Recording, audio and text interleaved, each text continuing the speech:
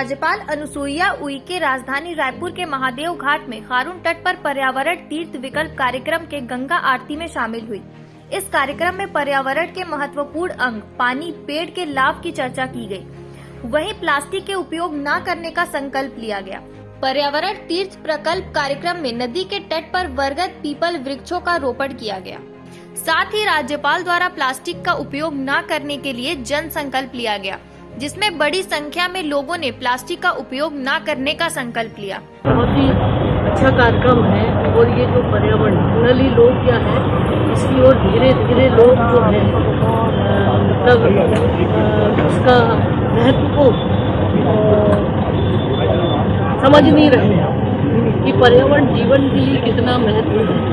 और इसी दृष्टि को ध्यान में रखते हुए माननीय प्रधानमंत्री जी ने लोगों के लिए एक आह्वान भी किया है, लोगों में अवेयरनेस लाने की दृष्टि से जैसे पर्यावरण तीर्थ इसका प्रकल्प नाम दिया।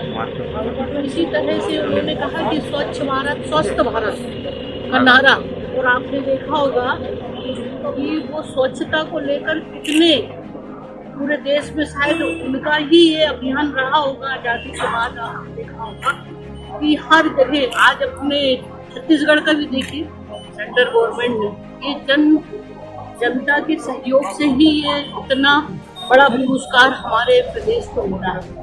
नगर पालिका, नगर निगम स्वच्छता को लेकर तो निश्चित रूप से उसके साथ साथ आपने एक पर्यावरण तीर्थ प्रकल्प का संकल्प लिया है।